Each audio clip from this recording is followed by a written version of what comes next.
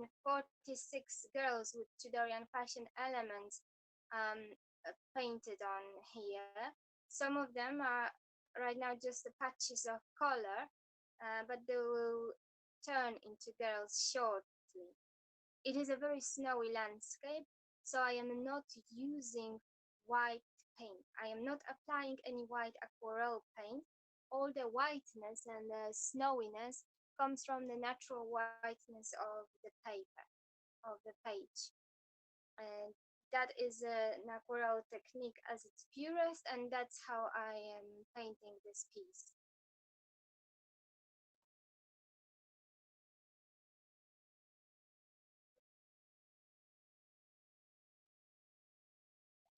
I'm continuing today on the more distant parts of view, as well as the girls seen further away. So those patches of colors, those. Is this fixed well? It is.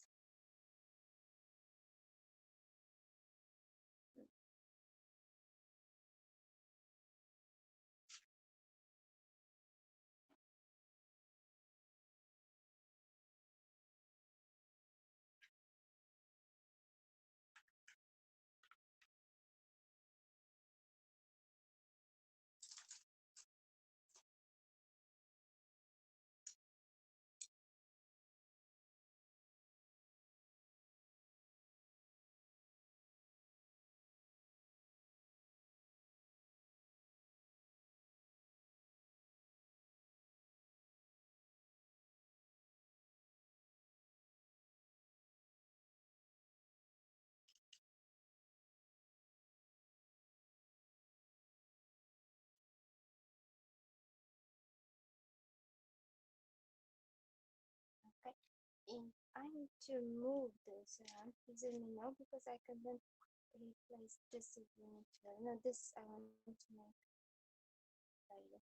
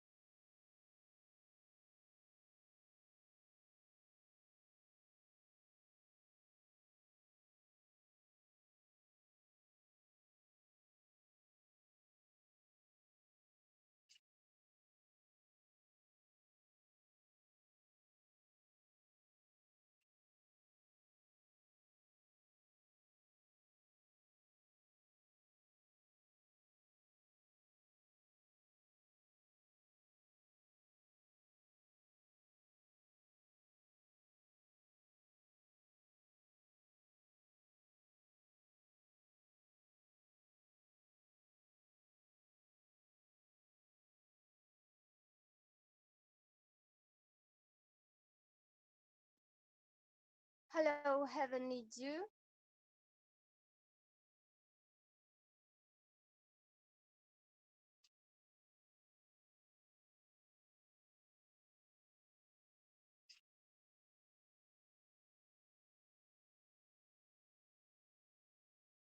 Hello, Chris. Nice to see you. I now moved on to the upper part of the aquarelle, mm, starting from more distant parts of the view. I've counted by now. I have 46 girls, Tudorian girls on this aquarelle. Some of them are literally just the patches of color, but they're going to turn into girls shortly.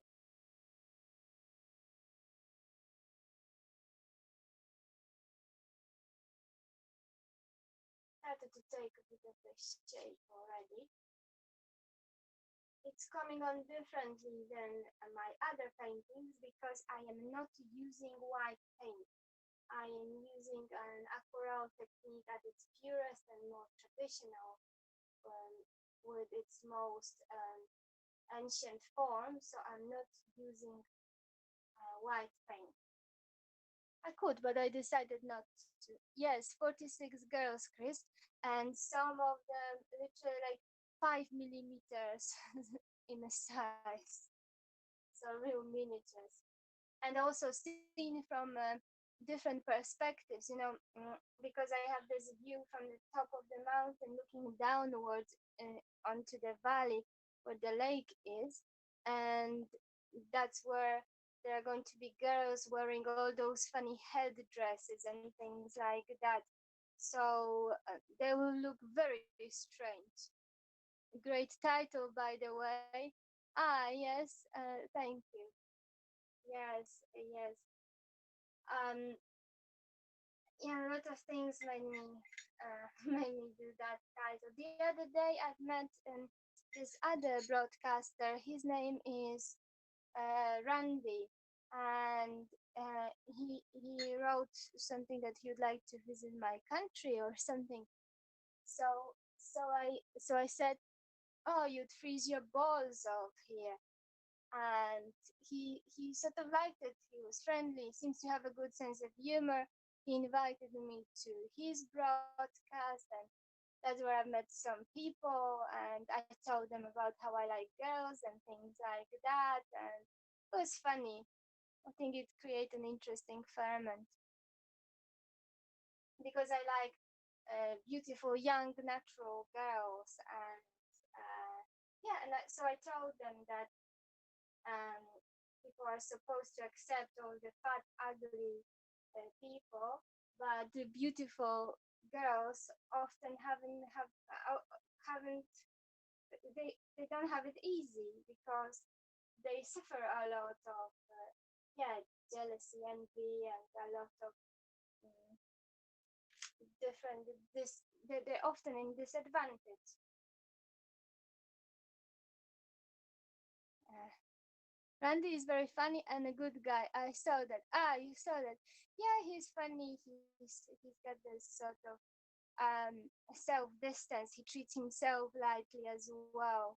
I appreciate that. Yes, very very funny character. Interesting also the way he lives, and he lives currently in the Philippines. And I've had some Filipino friends during my apprenticeship because there was a whole crew of Filipino sailors, and they had um, the whole community around them. So at the weekend, they would be on board, and there would be all the Filipino people from the area um, coming to meet them, and we'll be eating together, talking together, doing barbecues and things like that. So in some ways, Filipino people still seem familiar to me.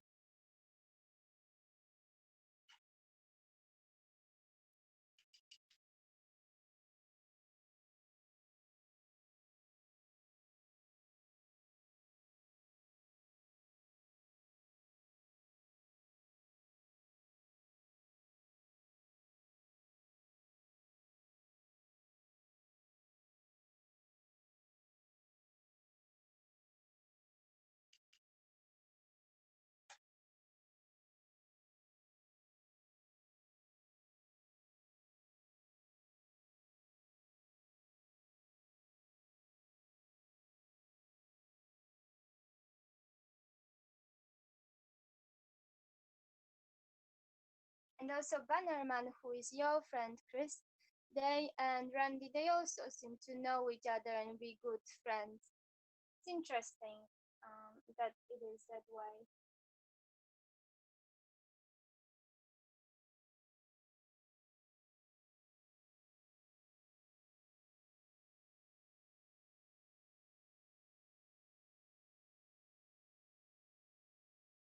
Because Bannerman is, he says he's a folklore artist. So I told him about this song I like about Johnny and the Devil and the competition of the violin players.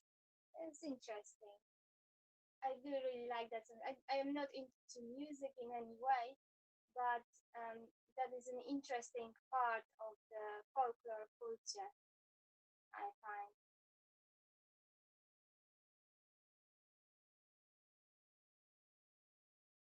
Yes, we are all getting to know each other. Ah, right. Getting to know each other. Ah, interesting.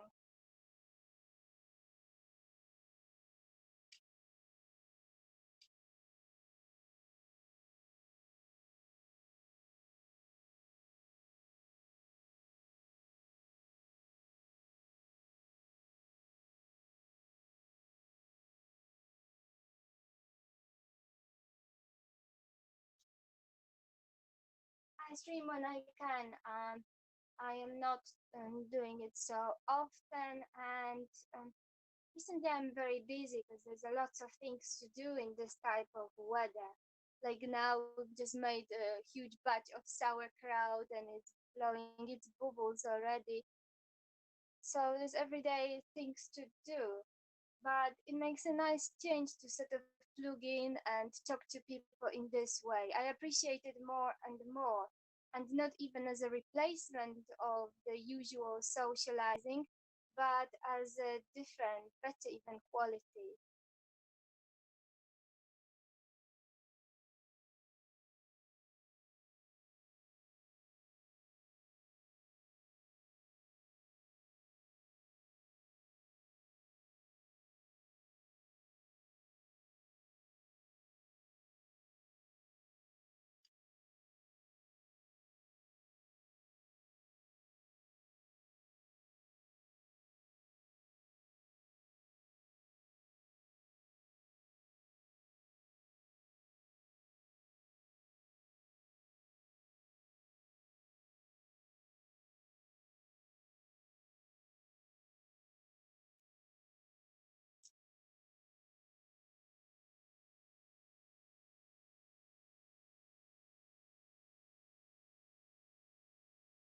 Yeah, I guess my head is too close to this, but I'm funny the way I'm moving because I still haven't got the response.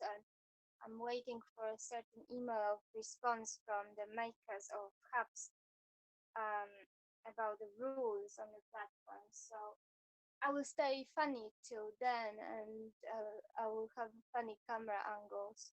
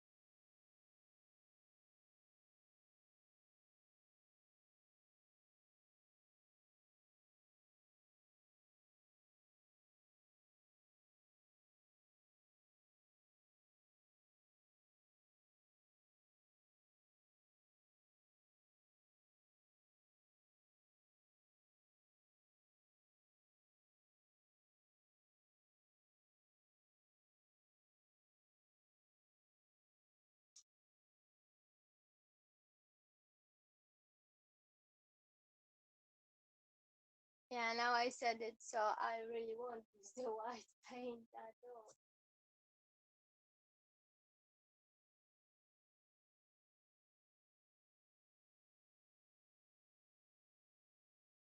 It's not always like that, but That's the idea for this one, especially because it's a snowy landscape.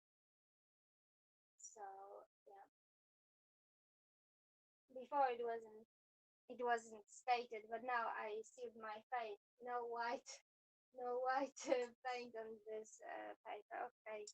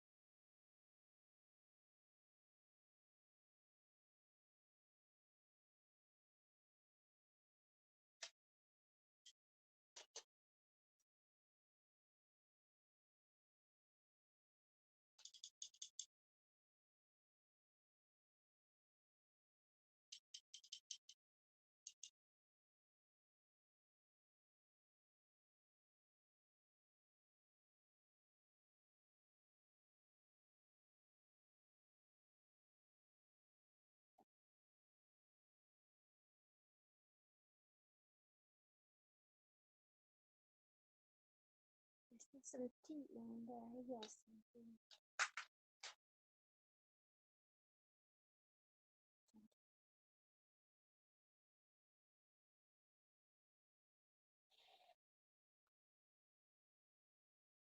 I was just talking to this girl now, and she studies math. I started to talk. I'm.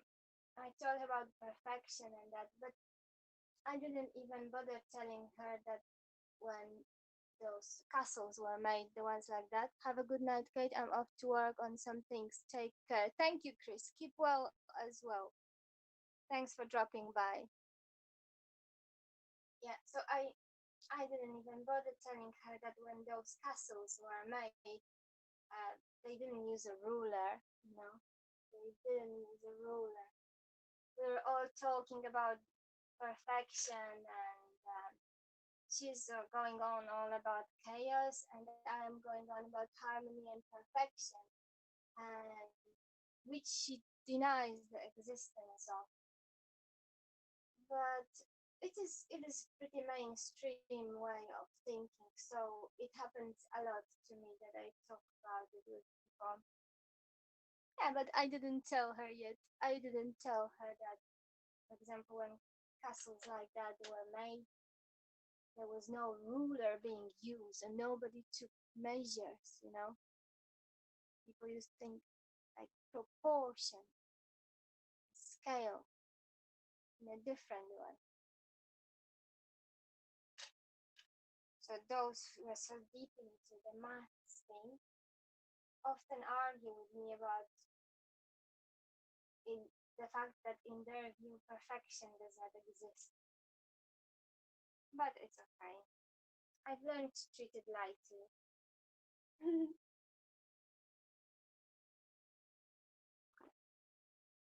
Which at all it isn't. Which at all I don't do. I don't treat it lightly.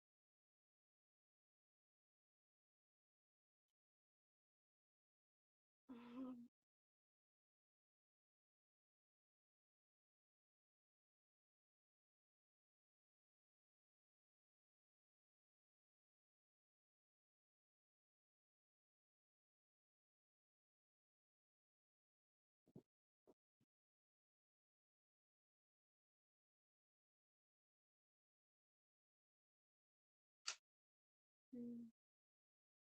And I decided also to talk to you more.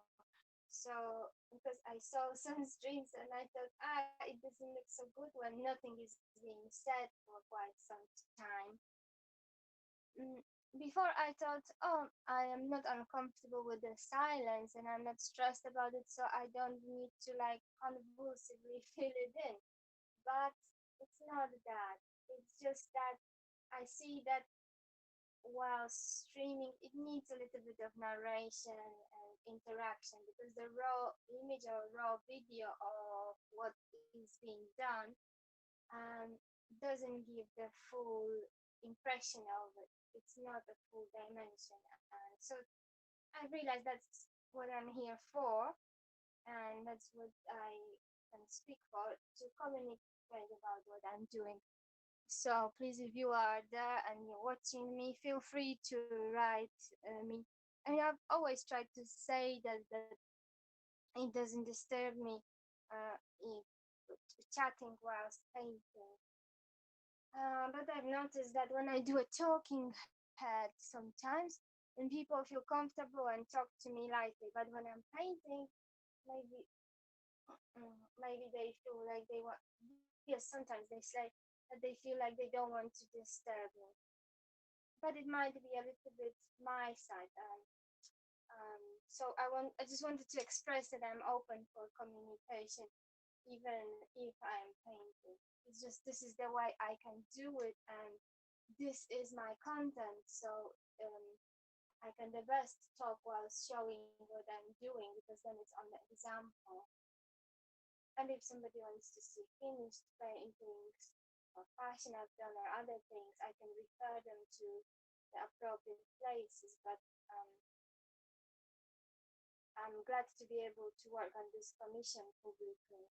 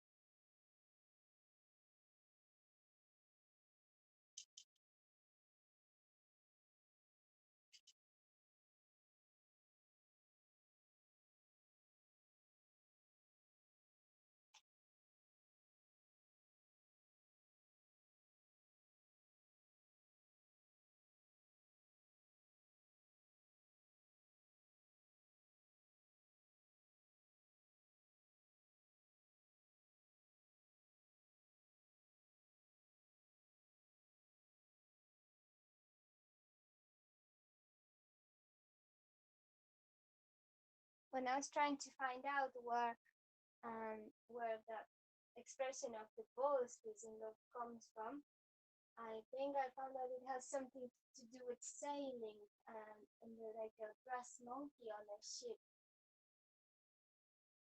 or from I don't know some sort of brass statue, brass balls. Three balls. I need to look in it.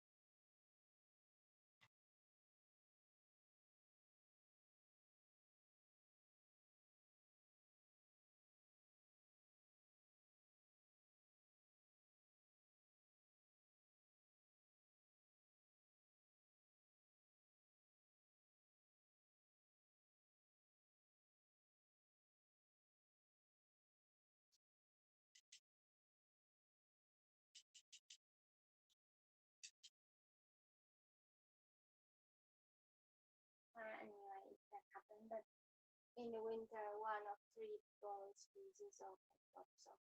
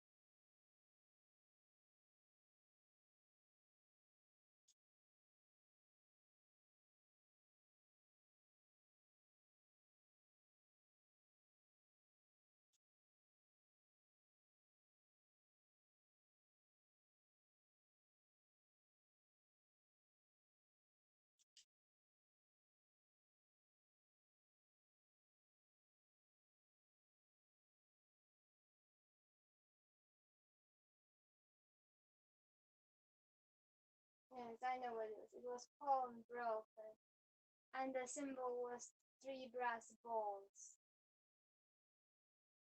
And sometimes in winter, one or more would drop off.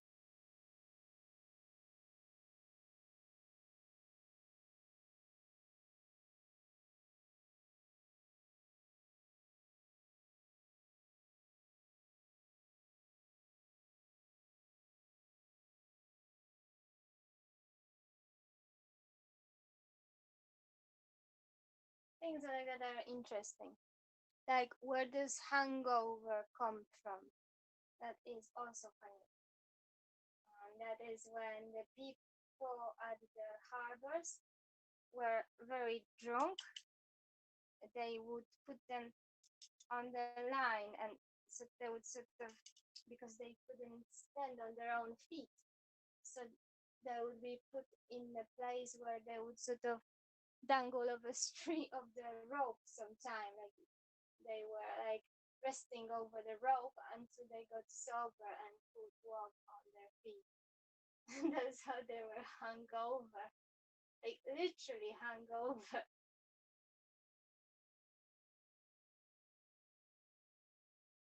These things are so funny.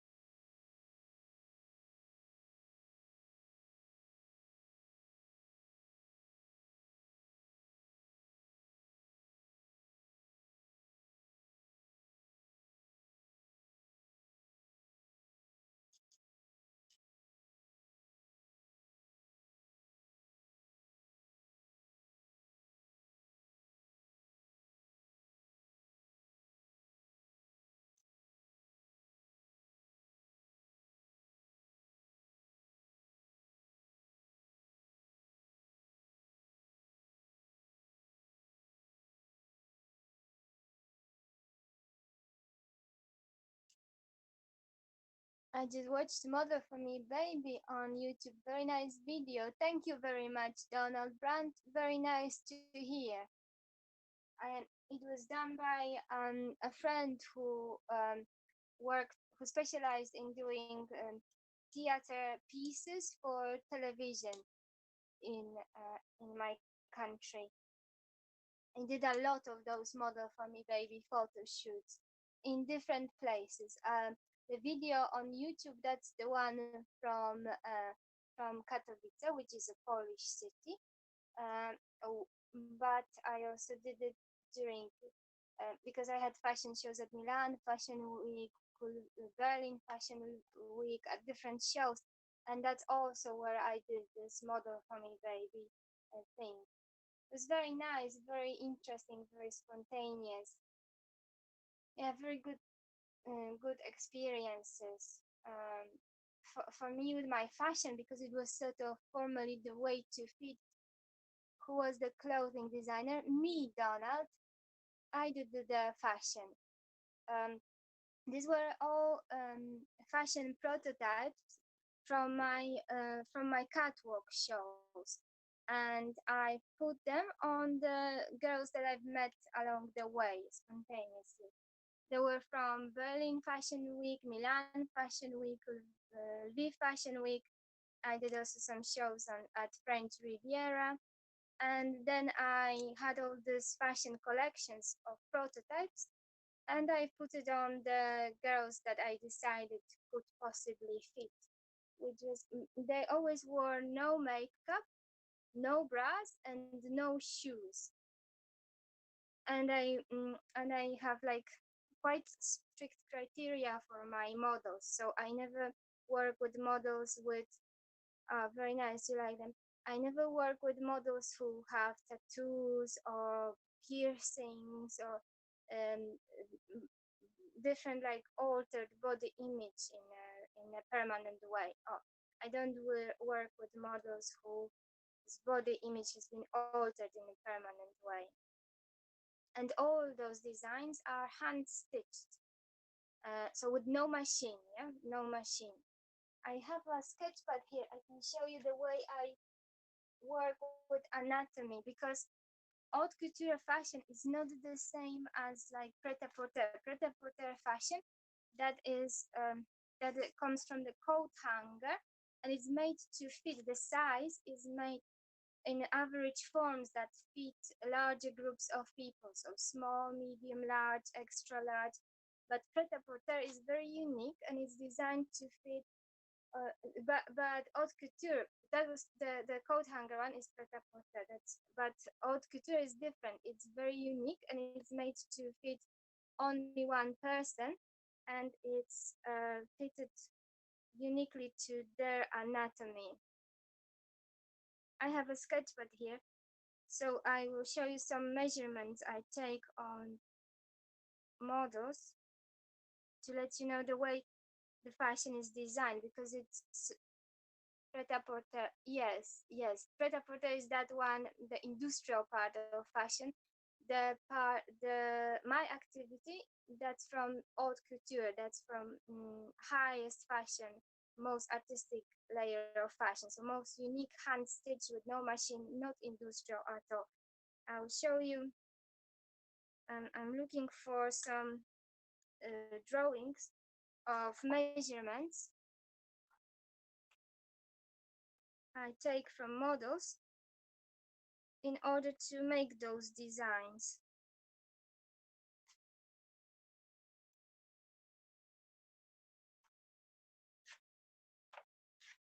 I'm trying to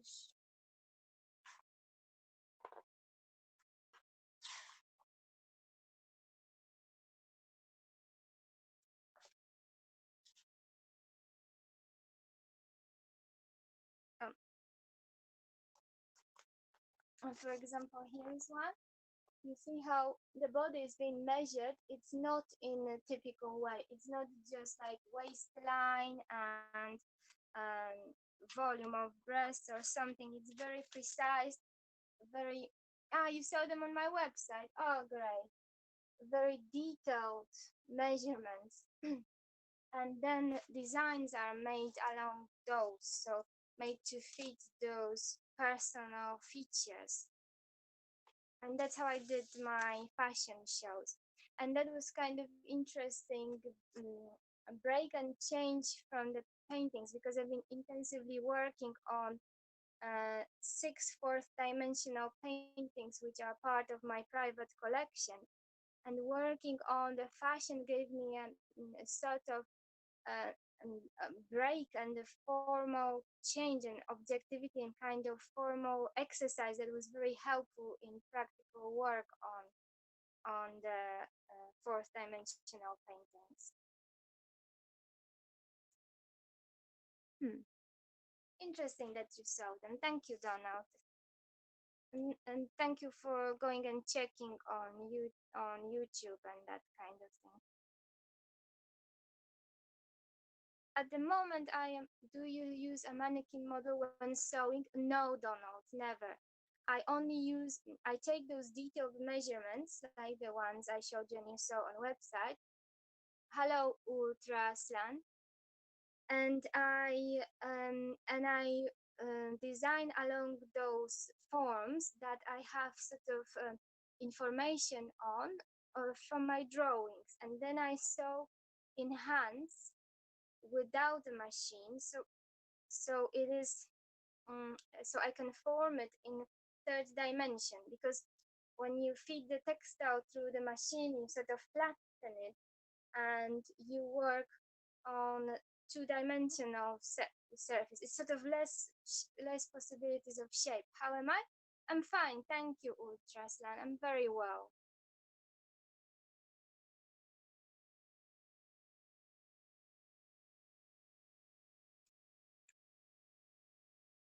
Yeah, so I don't use any mannequin or anything, just drawings. I use drawings and work with models. Just measurements. Okay, I see. Yes, measurements, and I form it in a third dimension straight away with hands. It's like uh, it's very much work of the hands. Thanks, Angel. Yeah.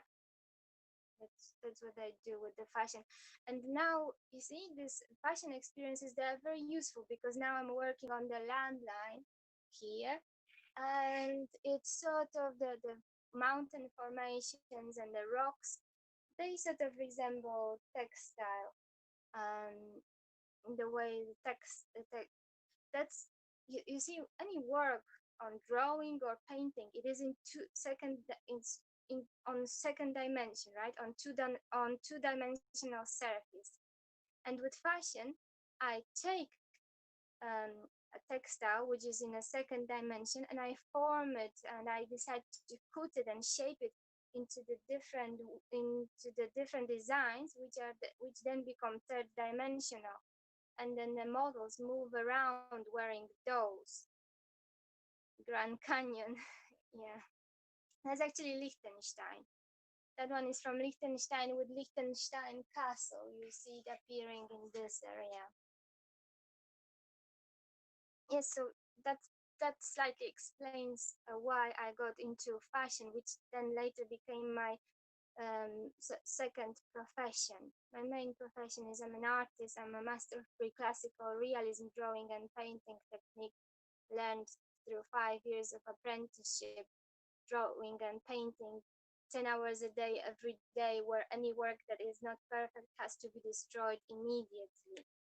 But then, when I started to work on the paintings in fourth dimension, I needed to sort of step back and work on something in a different technique in order to sort out certain formal difficulties and to find out practical solutions for those with my hands. And that's why I got into fashion and making unique hand stitched prototypes.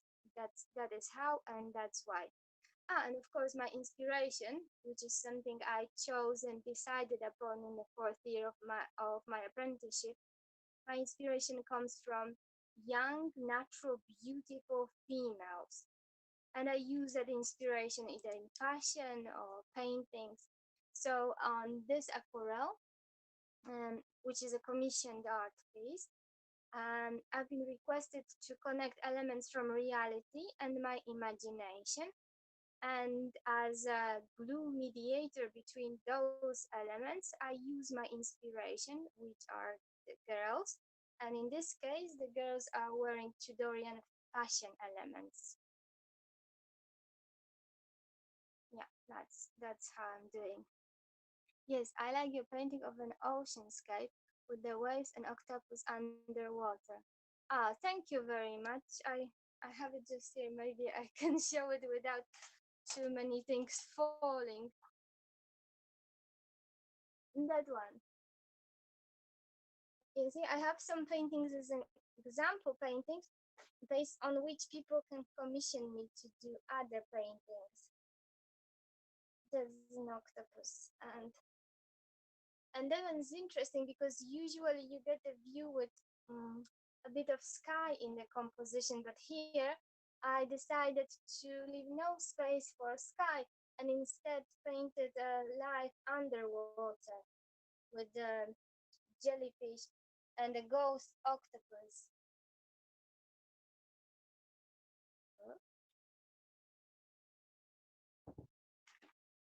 And it's an oval canvas.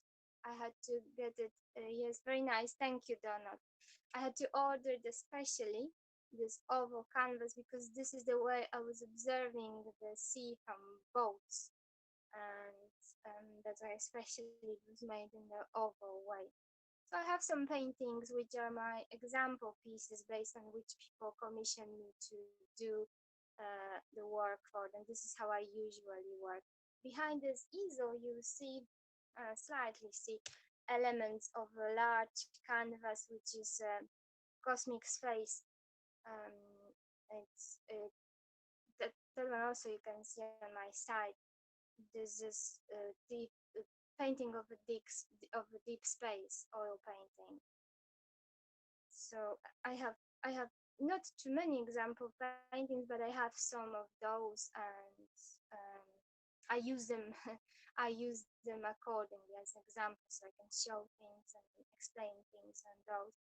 and each of them was composed and made painted strategically for that purpose as an example painting based um, on experiences and on conversations and interactions, and all that. I concluded there's certain amounts of paintings I want to have and use them as my example pieces. It's like with the fourth dimensional paintings, there's six of them, and somebody once asked me why is there six fourth dimensional paintings, right? Not at the number. And then I thought about it, and I told them that if you have something that is in a space, like when you have a cubicle, it has six surfaces. So my six fourth dimensional paintings, they are not of identical shape nor size or anything to do with it, but I just needed to paint a collection of six to cover the fourth dimensional subject.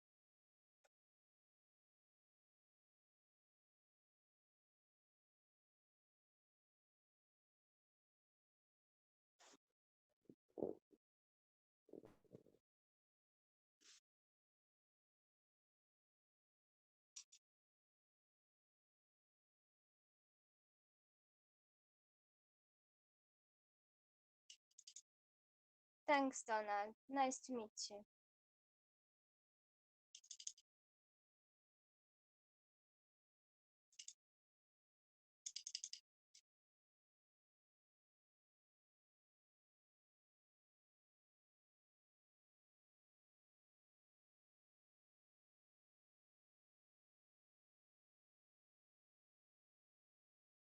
This one is a bit different because it is an aquarelle where I am not using white paint, and it is a snowy landscape. So everything appears in a much more vague and delicate way than my other works usually. But it is a good example of such, and that's why I'm glad that the person who commissioned me to do this painting allows me to show the creative process publicly. So I can stream or show the work at any or every chosen by me stages.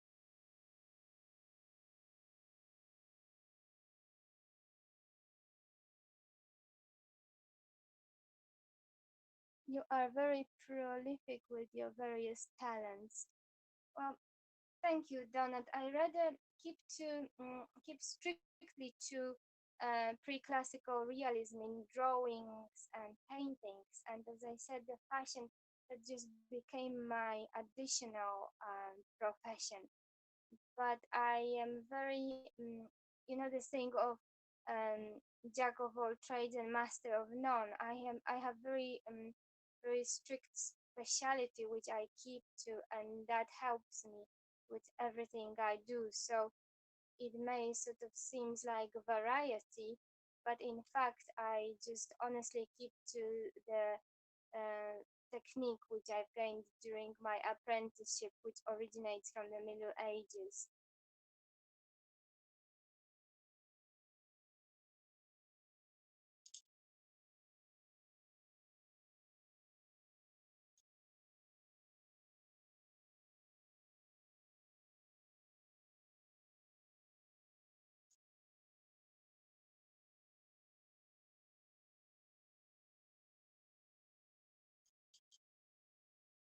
The photos you made are amazing, and your eyes are beautiful like a river. Um, Thank you, Ultra Sun. I appreciate the compliments. Please respect the fact that I am into girls.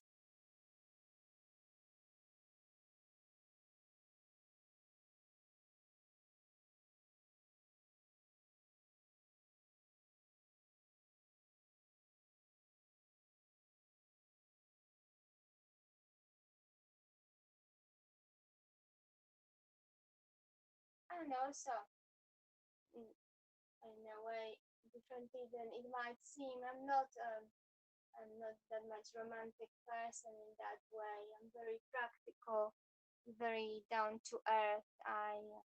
Mm, I work in highly developed craft, but I am not. not easily impressed by music nor poetry or anything like that. I just say it straight away.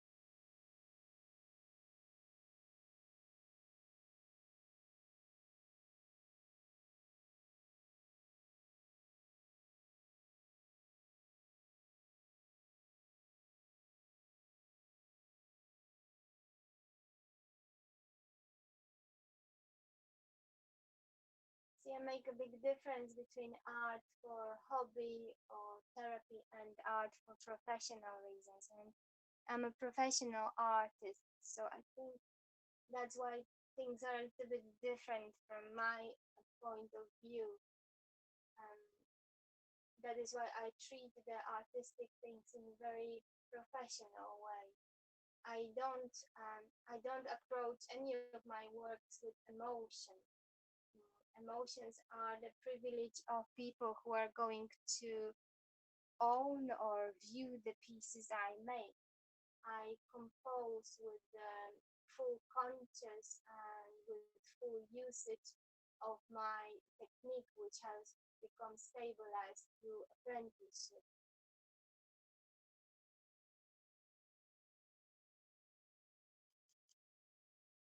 I don't approach the work I do in any emotional way.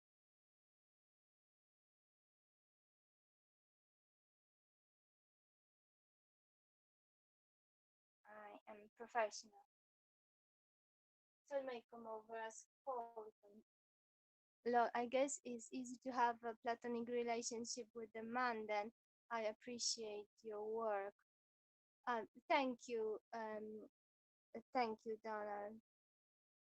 I guess it's easy to have a platonic relationship with a man, then. Uh, I don't know if we think in the same way about Plato. Uh, you know about Plato and Socrates, right?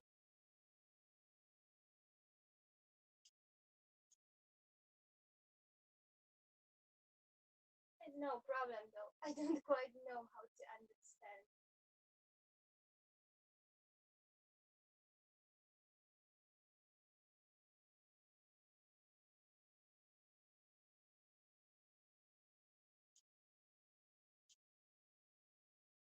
And thank you for appreciating my work. That's what is important.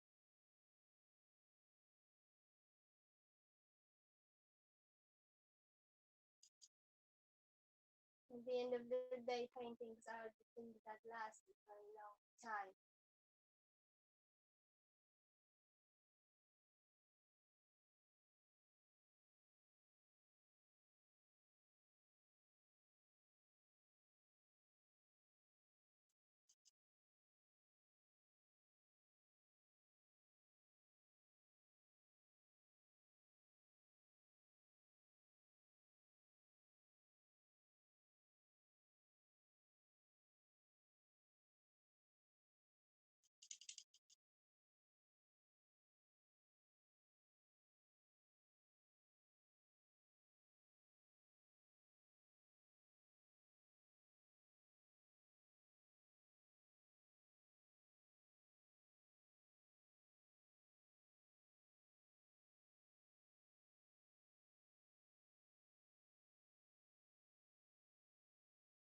Platonic means friendship without sexual connection.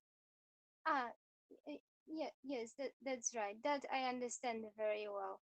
Yes, it is easy, Donald. And to be honest, it's very easy based on logic and rationality and practicalities. With my technique, it is especially possible because I don't use these emotional parts of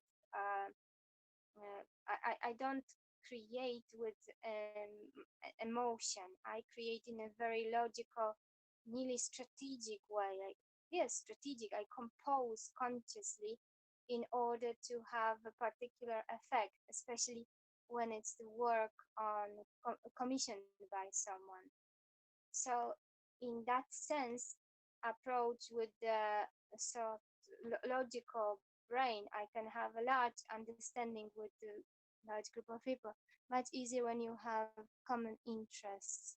That's right, Donald. It's true. It's true. And also easier when you can sort of focus on kind of objective values, and also easier when you are looking for common grounds.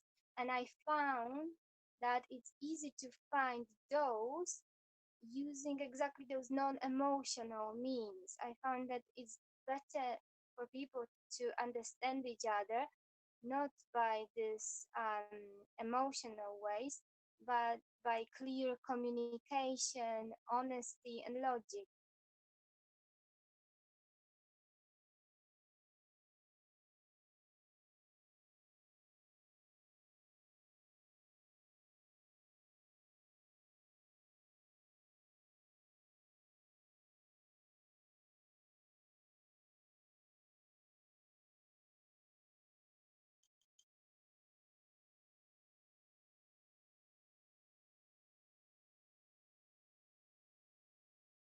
As I think clarity and honesty is very important. That's why I always say that I like girls and I'm into girls, even up front, even a little bit like ahead of time, or even if it sometimes seems like for no reason.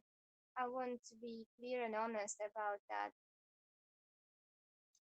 because I believe that a good communication between people can really do miracles.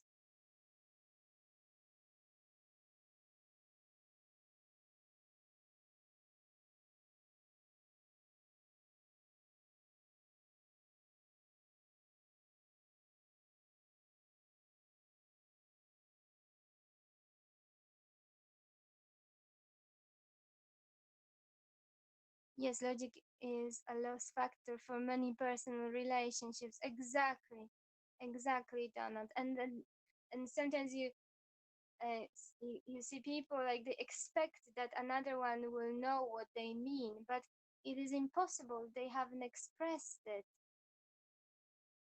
This communication thing, and also what I find is that communication through emojis really disturbs that because there's been research done on that topic. And for example, when people communicate through emojis, it's quick and easy, but each of them interprets those in a different way. So it's very hard to have misunderstanding and then huge disappointments. Yeah, it is easy to, oh, what is this? It is easy to have misunderstanding using the emojis.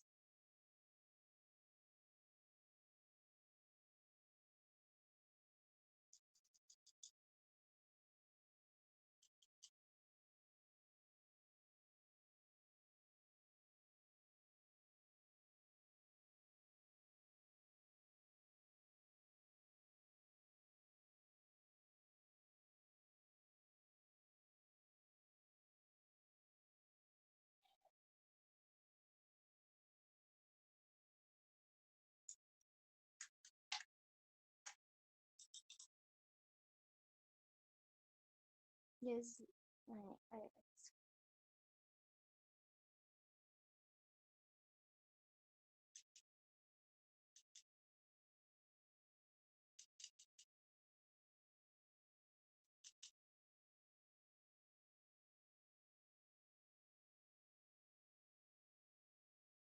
like I know the lady. She went into a taxi and she says, "Take me home." And the taxi driver says, "Well, madam, I don't know where your home is. How do I know?" So, "Take me home. You don't know where's my nice new home. Take me home." And the taxi driver just doesn't know where her home is. It's like that a lot of the times.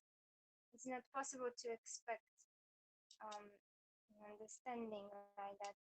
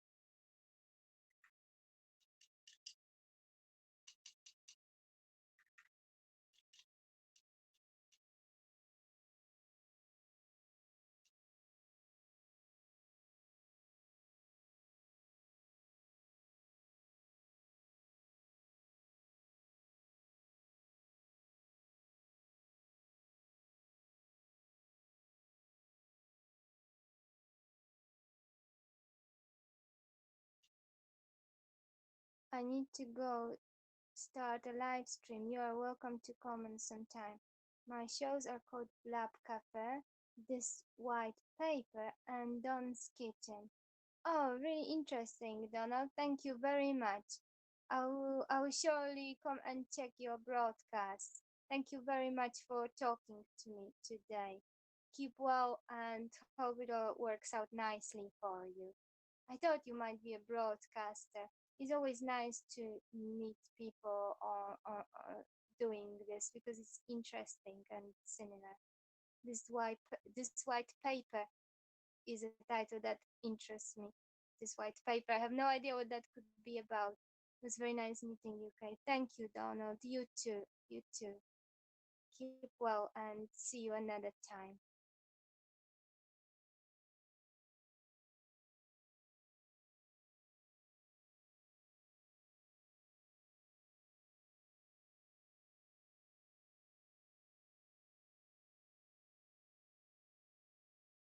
Wonder what this white paper could be about.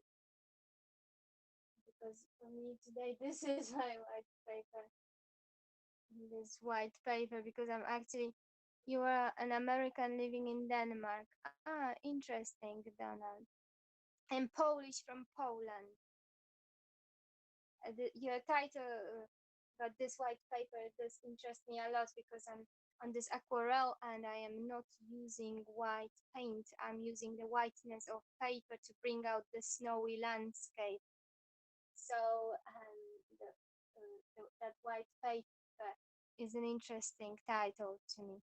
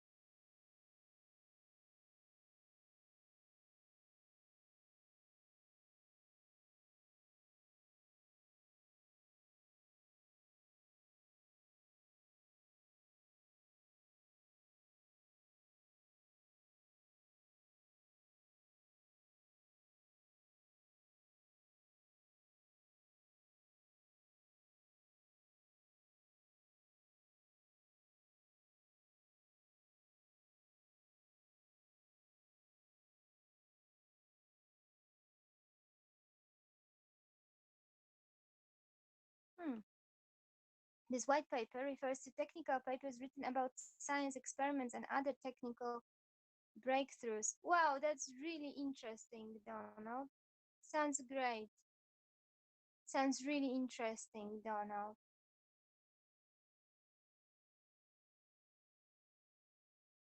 Thank you for letting me know.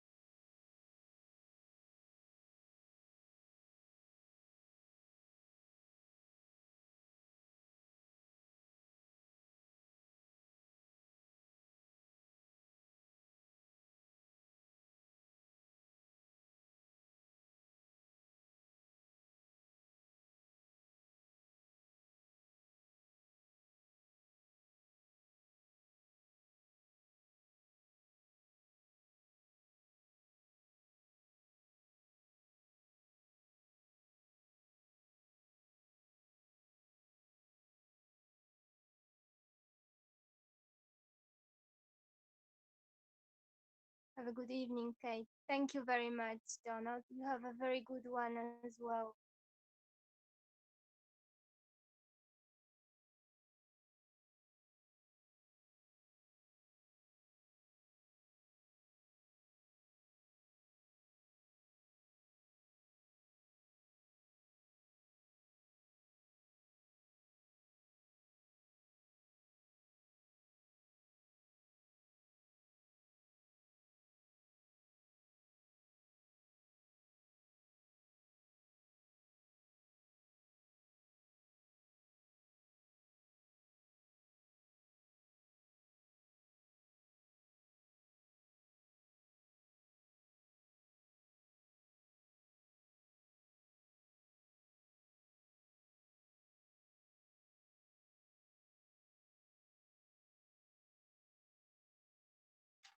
Actually, I will switch off as well.